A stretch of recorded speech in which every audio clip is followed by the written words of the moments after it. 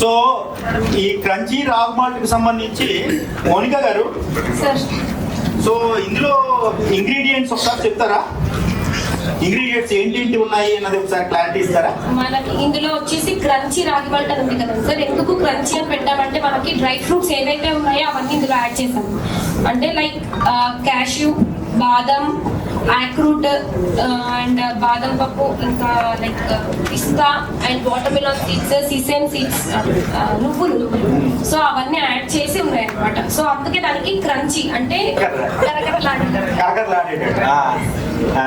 So అవన్నీ ఉన్నాయి అనమాట రాగితో పాటు. అంటే దీనికంటూ స్పెసిఫిక్ అయిన ప్రత్యేకమైన హెల్త్ ఇంపార్టెన్స్ ఏమైనా ఉందండి?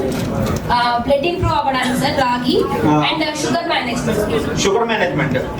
తర్వాత నెక్స్ట్ ఇది 100 grams అన్నారు కదా, ఇది మనకి జావలా చేసుకోవడమేనా? అంటే మాల్ట్ అంటే మనకి ఇది వచ్చేసి మనము ఒక 2 spoons తీసుకొని నార్మల్ గా వాటర్ లో మిక్స్ చేసేసుకొని దాన్ని మళ్ళీ బాయిల్ చేసుకోవాలి. జావా రాగి మాల్ట్ అంటే Java like 2 spoons normal water లో మిక్స్ చేసుకొని కొంచెం డైల్యూట్ అయిన తర్వాత దాన్ని మళ్ళీ బాయిల్ చేసుకోవాలి. సపరేట్ వాటర్ వేసి ఉడికే దాంట్లో ఈ కలిపి పెట్టుకున్న మిక్చర్ ని దాంట్లో యాడ్ చేసుకొని కలుపుకోవాలి. సో అది కొంచెం థిక్ కన్సిస్టెన్సీ వచ్చిన తర్వాత గ్లాస్ లో వేసేసుకొని తాగేసి. సూపర్ అండి. థ్యాంక్ యూ అండి.